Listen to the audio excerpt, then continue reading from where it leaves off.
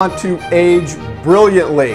Hi, this is Paul. Welcome to this episode of Wealth Protector TV. Very excited to have my guest Jerry Cahn on this episode. Jerry's a Vistage chair. He's had a very successful career of his own, and now his next venture is Age Brilliantly, an incredible company. Jerry's got his sights on taking this company public, having 1 billion people across the world connected to this company. It's an incredible strategy he has. You're not going to want to miss my discussion with Jerry. Let's go take a listen.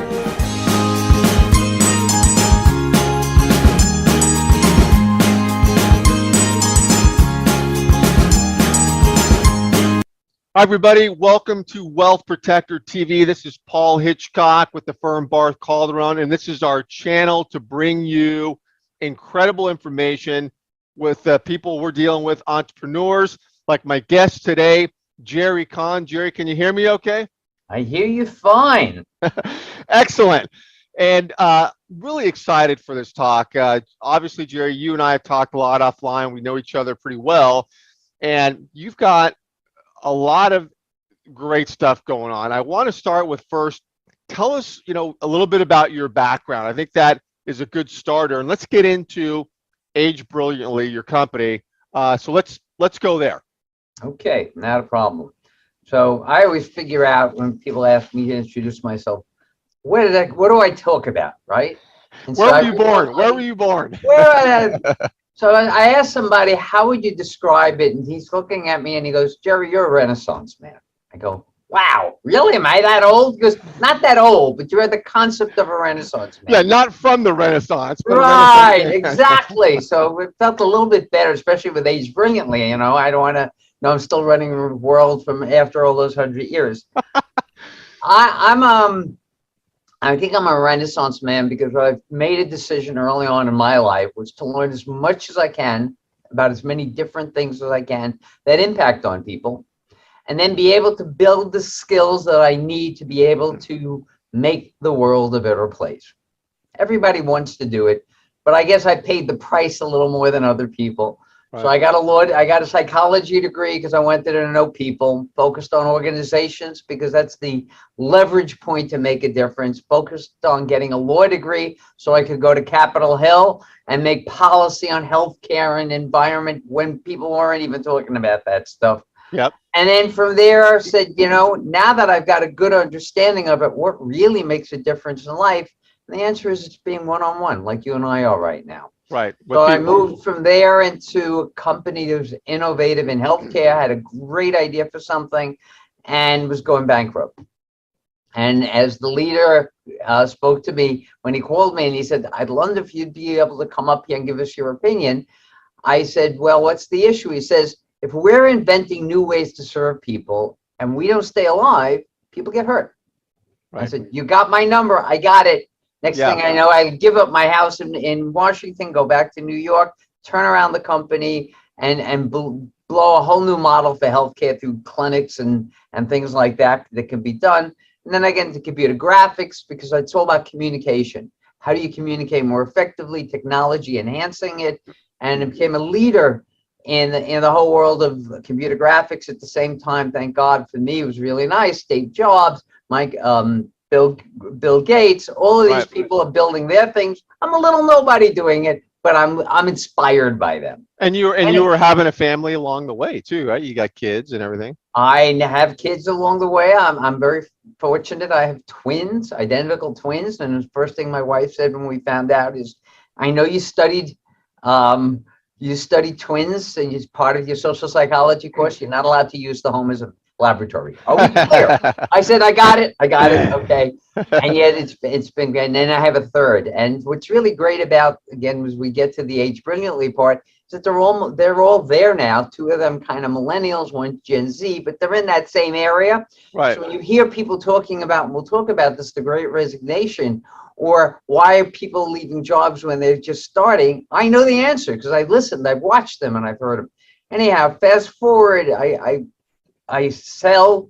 So I've gone through the whole concept of building a company, working with the top CEOs of the world, selling the company, building an incubator, building a public relations firm, and then Vistage, which is how you and I first met, Right. with somebody there, because here's 25,000 CEOs, all at the cutting edge of all kinds of industries. And I have this chance to listen and learn and teach while I'm working with my members. And Yeah. you've got Vistage groups now. I have 2 CEO groups and a trusted advisor group. And trusted advisors, I love, and there's only 2 of us who do it in New York because, hey, I'm a trusted advisor. I'm an entrepreneur. It's that kind of group of people. Right. Anyhow, throughout all of this, what am I really? I'm a teacher. I'm a mentor. In fact, my sons, talk about my sons, they wrote a book called When Millennials Rule. It's been published by a major publication, and they dedicated it to their mentor. And Nice. I thought that's the nicest compliment I've gotten. Beautiful. People could ask. Beautiful. So Yeah. about 5 years ago, I'm walking the streets. I teach in China sometimes, used to anyhow. Right. And I'm walking the streets and I'm saying, Jerry, this is where you are. You're teaching in China. You're learning about their culture. How do you feel? And I go, still not satisfied. Still not fulfilled. I want to do more. I'm not doing enough. And I start asking, what's the single biggest challenge that I can spend my time on? And really, this will be my legacy act, take the next 800 years of my life. Yeah, I've been around that long. And I run a company called Presentation Excellence, and people, when they win deals with me. And they said, you know, where'd you all learn this? I said, the hardest was my very first client. This guy by name of Noah. He had this ark. And he had to get all of those animals in this teeny weeny little ark. And how did he do it? It's a great presentation. You had to be there. I love it. Yeah. No, I get it. Well, you're to me, you're Dorian Gray in many ways, Jerry. You don't seem to age at all. So I can't wait to get into Age Brilliantly. That's the key. Got to have that fountain of youth or whatever. Anyhow, so I start thinking about it. I'm listening. It's funny. I'm in China in a hotel where the only English channel is from Japan. So I'm listening to Japanese, and I start doing that, and I'm reading the Chinese paper, and every other day there's another article about longevity. Mm-hmm, mm-hmm. And I suddenly started realizing, you know, we take it for granted. You know, it's like a fish doesn't see the water, we don't see the air, and we know we're getting older, and we know that, you know, our parents would say, oh, when I'm 65, you know, I'll probably be in a nursing home and I'll die right afterwards or whatever. And we're looking at our parents who are 70 already, and they're not doing that. So we're saying, No. okay, but we're not thinking about it. And so I start doing my research on it. And I come to this simple conclusion. And we've had this conversation, you and I, is that people today have a good chance to live to 100 plus. Right. And right. that's going to get longer and longer. There's a guy, Peter Diamandis at the Singularity University, who has actually put his name on record saying somebody today has already been born who will live to 150. That's amazing. Yeah. Why is that so amazing, though, if you think about it? Because we could always grow and live longer. The difference is life changes. So let's go back. It's 1900. The average person is living to 45. You don't go to school and college or grad school. What you're doing is by 12, you're in the field and you're working. You're working hard and you're surviving. Or if you went to the cities right after that, you did the same thing. You survived. And then you worked to a point where you just couldn't do it anymore. And you pretty much died 45, 50 at that point. Yeah. And so life was kind of where we all came from. You have to survive. Now what happens with health, with nutrition, with all of the science we know, less wars killing off people earlier on, it changes the equation where people suddenly can live longer, but now they have a responsibility. Because if I have all those years, I can do more. And that's really what changes in the world. Like today, we want to have not fossil fuels, but EVs. We don't want to have a climate that's going to kill us, but a climate we can survive in. Suddenly, we're realizing we are responsible for our lives and we can do it. And Jerry, that's changed the landscape in a lot of industries, right? The fact that people are living longer, I mean, financial planning to, you know, healthcare, to, I mean, people working longer, you know, because they can. I mean, it's changed everything, right? It changes everything. But the things that don't change are 2 things. One is people don't realize that they're responsible for that. And they can do things about it. So, and the second part is institutions. And it's a fascinating thing. Again, I was in policy, so I love watching this, is how we build an institution and it lives on and on and on, even when it's no longer functional. So think about it this way. Between 19, let's say 50 and now, we've added almost 30 new years we have in life. But all those institutions at the very beginning, the financial planners, the major retirement organizations, etc., their philosophy is, well, you're still going to retire at 55, 60, 65. Major organization, 37 million members who are told at 50 on their birthday, they get this card saying, you're old, as everyone says, I don't feel it, but they told you are, and for $12, you get to be a member. The point is, they've added that period of time to past that age. So to live to 80 or 90 means you've added in your retirement more years. Think how stupid that is. Is that what anyone really wants? Oh, I get to sit in a wheelchair longer? No way. No. What we want to do is recognize what's happened is it's like a different scale has been put in front of us. We now have, let's assume at 20 we start adulthood. It might end at 100. And we have 80 years in there to do anything we want, any way we want, with any priorities we want. And when I looked at what that opportunity meant, I did exactly what you said. Look at all these things that are there. Financial planners. There was an article in Tulsa World that came out this week. I did his workshop on this just yesterday. And he says, what are the 5 things you need to know if you're going to exit your company to retire? And they're all about the dollars in your company. What about fulfilling life? Right. Most of us don't go to work to make money. We go to make money to enjoy life. Absolutely. But no one's talking about how do we have a long, fulfilling life. And that's what gave birth to Age Brilliantly. Well, let's get into that because it's fascinating to me. So what is Age Brilliantly? What's going on there? So Age Brilliantly is an interactional community. Let me explain what that means. Yeah, what the hell does that mean? Different. Most communities are asynchronous. I send you a message, you send it back to me. Think of it that way. With some interaction, you get maybe Twitter to some extent, Facebook clearly, where people can interact with each other and they go back and forth and they're sharing what they're doing. Yeah. But they're doing it in a defined community from the very beginning. It's your friends. It's your family. Okay. What Age Brilliantly is an interactional platform where anybody can join. And by joining that, they can pick out whatever interest groups they have. So how do I work at 67 in a company and still prove I'm worthwhile? Or how do I raise my kids to realize, my kids and I have this joke about it. When I was 16, you probably the same thing. First thing you ever wanted when you're 16, 17 is a license, right? We got to have a car. We got to go somewhere. We want to go out and do things, right? My kids are in their 20s and they don't have licenses. And when they got to that age, I said, why not? They go, Dad, we live in New York City. We don't go anywhere. We use Uber.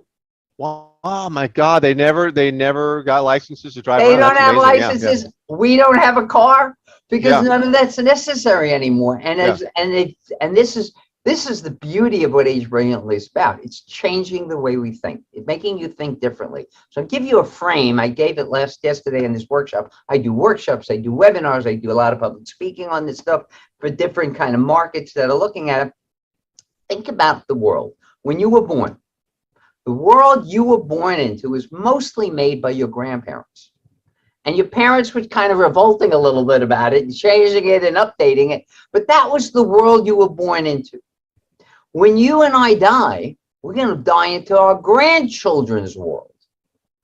And what we need to do is when we make our plans for our future. And so what Age Brilliantly is all about is protecting your future self, letting your future self unleash its potential to be anything and everything it wants to be.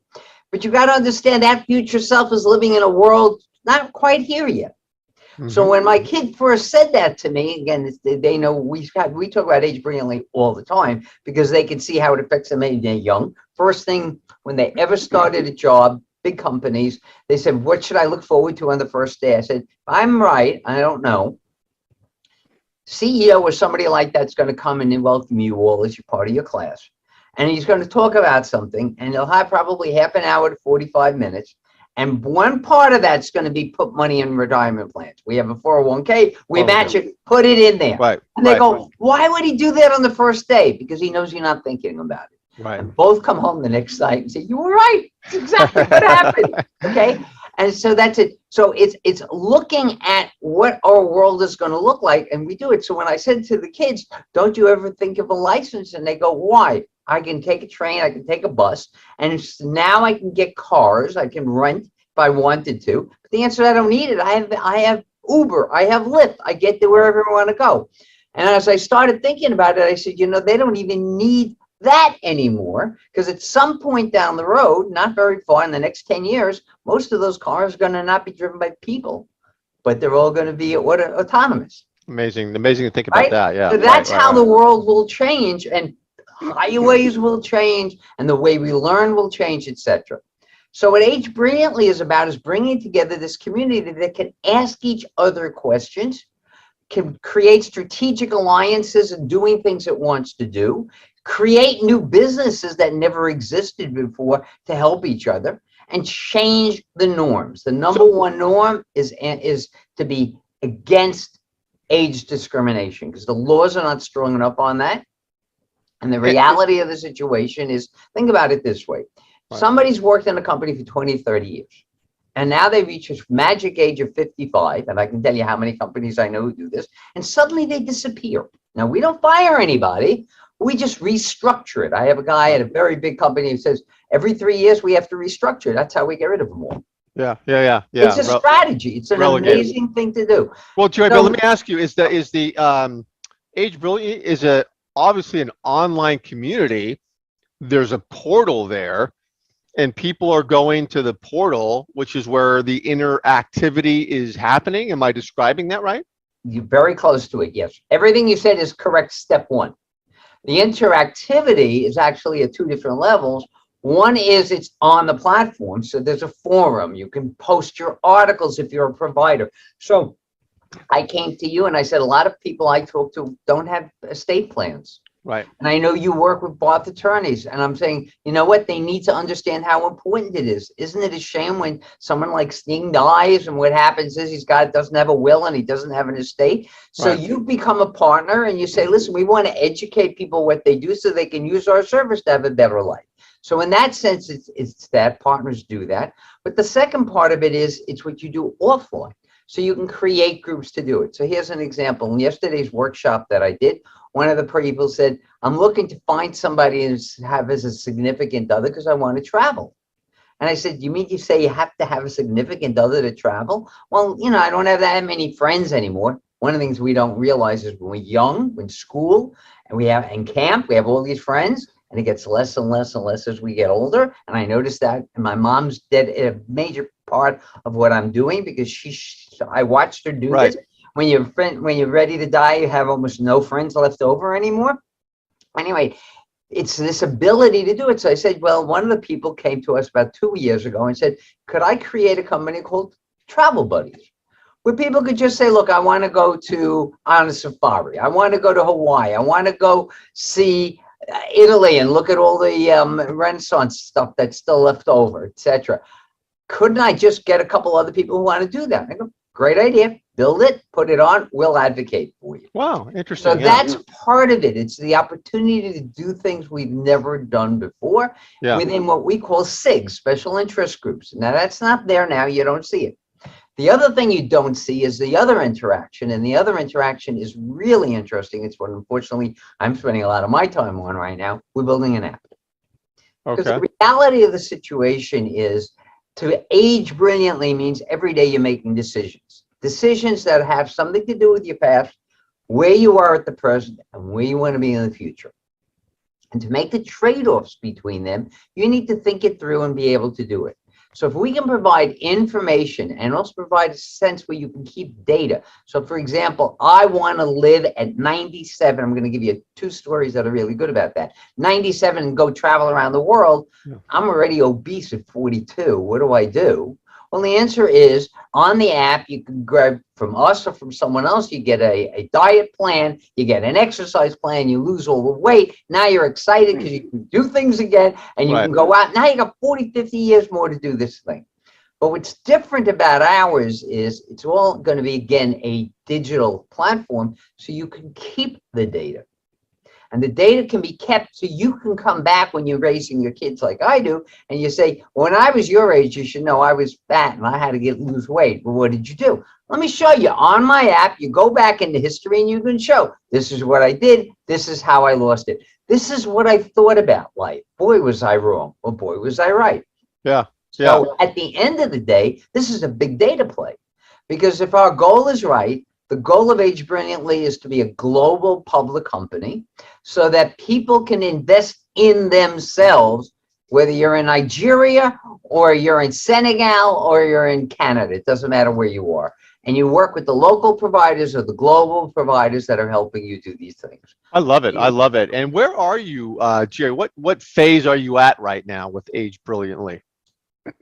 Oh, I would say we're just probably finishing phase one. Phase one, which is phase one is what? Really understanding what are the biggest issues that we have to do. What are the pieces of the puzzle? I like to think of us kind of like a shopping center. I've got this massive space that I can work with to attract people in this great community, but I've got to figure out how should it be designed, where are the parking lots, what kind of stores are here, how to keep the right crowds, how to constantly elevate human capital when we're working there to get the right people so they can build careers there and build friendships. And that's what I've been doing for the last 5 years. And now we're about to go into phase two. And actually, you're the first person to know because I haven't told anybody yet. I've just been asked by Forbes. Forbes has a business council to be a member. Really? And yep, the next email you get will have the little logo on it that they sent me last night, so I could add it now. That's because great. What I'm doing, focusing, for example, with business people on two things. One is, what does the Great Resignation really mean? I think it's terrific. Because we were worried 4 years ago when automation and artificial intelligence, what happens when people don't have jobs? And we were thinking we got to get rid of older people. Now what we're finding is the only people that companies can rely on are the older people because they have a work ethic and they made a decision after 20 years. I really like this job enough that I'm going to stay there. So they're staying, but they're not making decisions about when do I leave my company and what else do I do? Right. And yesterday's workshop, for example, it's called Exit Your Business and Launch Your Future Self. Because I have this group of people who are in their 40s, 50s, and 60s thinking they want to leave a company, but they don't really have a plan because guess what? You know what happens when you get to the end of the cliff and there's nothing there? That's where they are. So at 53, they could live another 47 years and have no plans. They spend more, think of this, people spend more time on one-day event called a wedding than they do on their entire post-exit, post-retirement period. Yeah, well, you had a great comment the other day when you and I were talking about the succession planning is that everyone's focused on a number, right? Okay, what's the number? What's the number you need to live on? But you said they should be focused on what are you going to do in retirement? What's the life? What's your life going to be like? Not a financial number, right? 100%. And unfortunately, 95% of all the financial planners stick with that. Right. And evaluation, they're all about the numbers of the company and not about what are you going to do with your life. And so we can work with them as partners on this because we think that's really going to be a major advantage. People thinking it through. Do I need more or less? And we believe very strongly, and when I say the members create companies and concepts, there's a group of people, has nothing to do with Age Brilliantly, but it makes the point, that are they're part of a movement called FIRE, FIRE, Financial Independence, Retire Early. What they do is they start their 20s, that's when we call you an emerging adult, and they look at their life and they say, if I'm going to live long, I don't really want to be part of the system. I want to have some freedom to do what I want to do, maybe write blogs, farm, whatever it is I want to do. I don't need a lot of money to live on.